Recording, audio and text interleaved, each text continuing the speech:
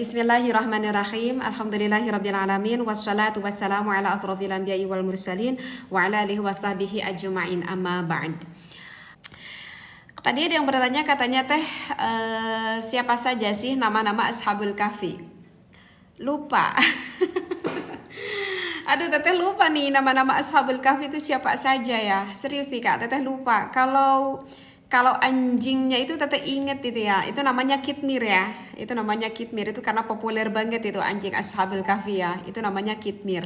Ada siapa aja? Itu kan ada 7 ya kan yang masuk ke dalam surganya Allah ya di dalam surat Al-Kahfi. Ada Matunis kalau nggak salah.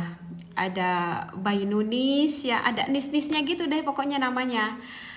Ada Sarinunis, aduh teteh lupa lagi nih nama-namanya gitu ya, kurang lebih itulah.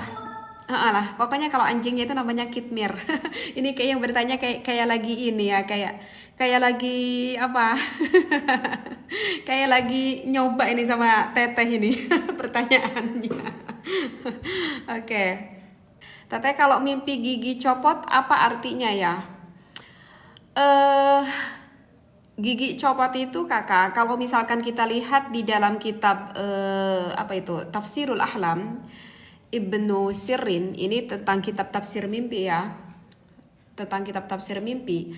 Kalau gigi itu adalah identik dengan ahlul bait, dengan keluarga lah gitu ya. Kalau gigi itu adalah berhubungan dengan keluarga. Kalau teteh lihat di dalam kitab itu kakak, sekali lagi, kalau gigi itu pertanda itu dengan keluarga kita gitu. Nah kalau misalkan gigi kita itu yang atas, itu tandanya itu adalah keluarga laki-laki. Kalau misalkan gigi yang bawah itu adalah keluarga dari perempuan. Jadi kalau misalkan giginya goyang, itu pertanda salah satu dari keluarga kita itu yang akan yang akan mendapatkan sakit lah, seperti itu.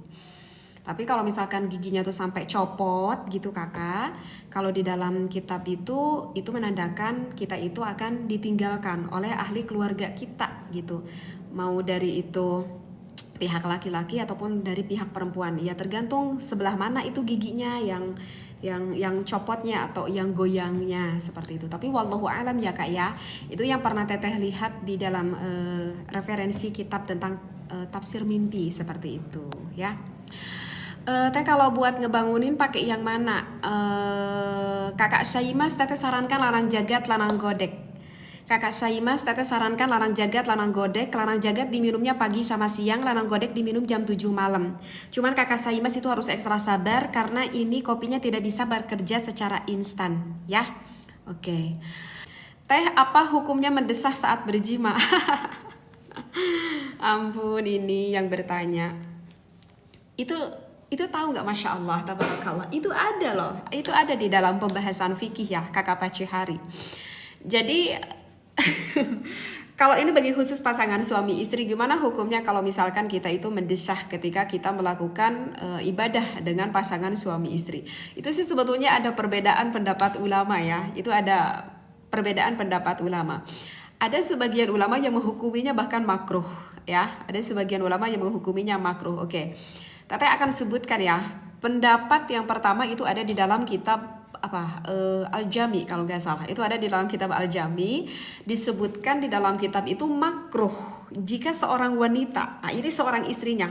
Di dalam kitab Al-Jami itu makruh jika seorang istrinya ketika beribadah dengan suaminya itu mendesah. Tetapi kalau untuk suaminya itu tidak makruh. Itu yang disampaikan yang ada di dalam kitab Al-Jami. Jadi makruhnya itu cuma untuk istrinya, tapi kalau untuk suaminya enggak.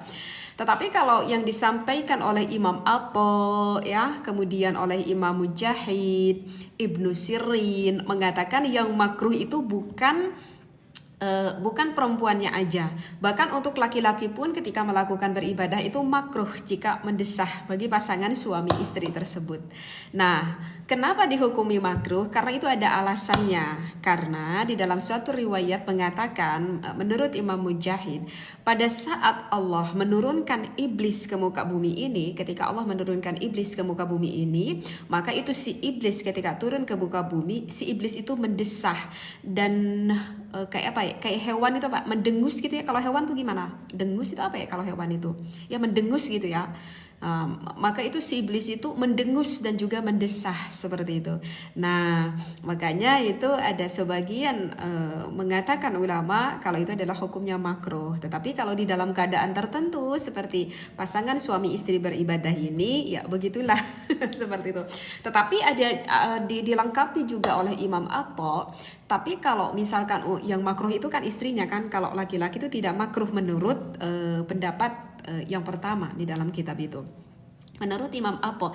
Tetapi kalau misalkan sang istrinya disuruh oleh sang suaminya kalau misalkan sang istrinya itu disuruh oleh sang suaminya untuk mendesah, misalkan karena kalau istri aku mendesah itu apa ya, kayak kata suaminya itu, kok aku tambah muncak, tambah apa ya, tambah muncak aja gitu, tambah gairah aja gitu misalkan, maka itu sang istri wajib untuk mengikuti apa yang diinginkan oleh sang suaminya. Jadi begitu ya, yang tadinya hukumnya makruh, tapi kalau misalkan yang nyuruh itu yang diperintahkan itu oleh sang suaminya, maka itu diikuti aja apa keinginan suaminya. Tetapi kalau tadi ulama yang tadi ya, di dalam kitab yang pertama mengatakan untuk perempuan itu makruh, gimana nih teh kalau misalkan suaminya tidak meminta, bahkan suaminya tuh gak seneng, misal ini mah misal suaminya tuh gak seneng kalau istrinya itu mendesah, bahkan sang suaminya tuh gak meminta untuk istrinya mendesah, tetapi itu si sang istri, aduh kelepasan nih aku agak mendesah gitu. Maka di dalam kitab itu dikatakan dibaguskan untuk perempuan itu adalah untuk bertakbir 4 kali gitu ya, Allahu Akbar, Allahu Akbar. Tetapi jangan diucapkan, cukup di dalam hati aja mengucapkannya, atau misalkan hanya dengan lisan aja, tidak perlu di dalam hati gitu ya. Gitu kakak ya.